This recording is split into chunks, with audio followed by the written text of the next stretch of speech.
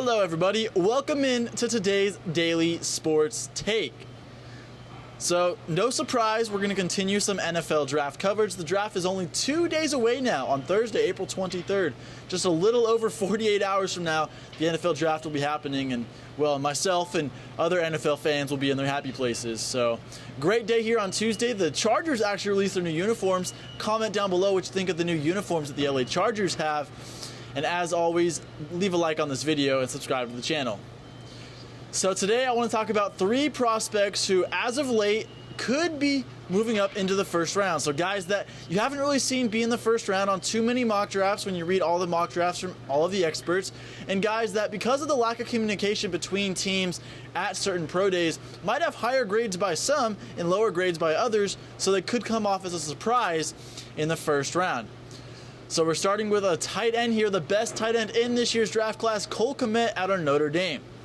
Now, he is the best tight end in the draft class. There's pretty much no arguing that. However, a first-round grade is not something that many teams would give Cole Kmet. He really only had 1 year production his junior season when he had over 500 yards, he had 6 touchdowns, and he had pretty good numbers with 43 catches as well.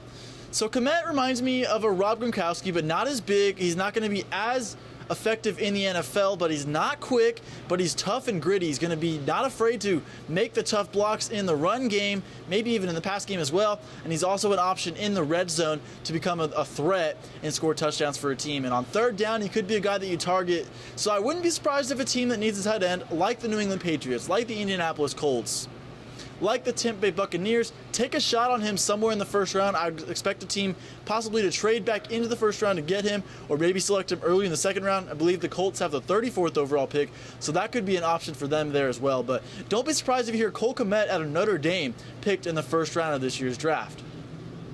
Next up, I have another offensive receiver, this time a wide receiver, Jalen Reagor from TCU. Now, everybody's pretty certain who the top 4 receivers are. You have CeeDee Lamb, Jerry Jeudy, Henry Ruggs, and then the 4th receiver would be Justin Jefferson out of LSU. But a lot of teams and a lot of other scouts and players believe there could be 5, 6, maybe even 7 receivers taken in the first round. And if that's the case, Jalen Reagor could fit the mold there. Now, he's only 5'11", 195 pounds, but Reagor is a guy who, in the slot, can make things happen and be explosive. He had over 2,000 receiving yards in his career, only 2 touchdowns, so his game is limited, but don't be surprised if a team like the 49ers misses out on a top 3 receiver, uses a pick for Jalen Reagor, maybe the 31st overall pick there for the 49ers. Maybe a team like the Chiefs could want some extra slot help. Other teams, maybe the Buffalo Bills, want an extra slot receiver. Look at teams like that to possibly make a move for Jalen Reagor late in the first round. And then finally, we're going on the offensive line here. Robert Hunt out of Louisiana Lafayette. He's 6'5", 323 pounds. And listen, it depends where you list him. Some teams list him as a guard. If you list him as a guard, he's likely the best offensive guard in this draft class. As a tackle, some say he's the 5th best, some say he's the 7th or 8th best.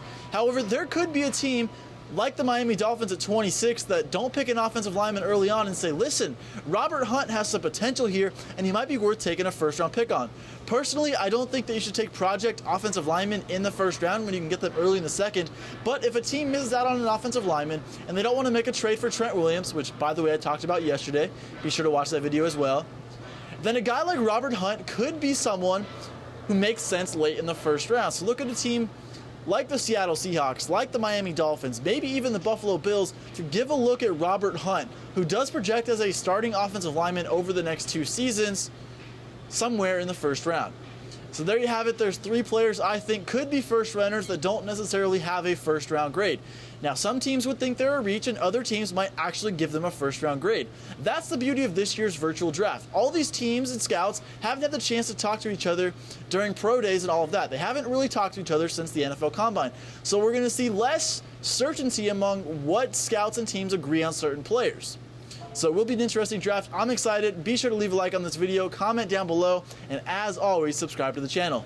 So with that, everybody, enjoy the rest of your Tuesday.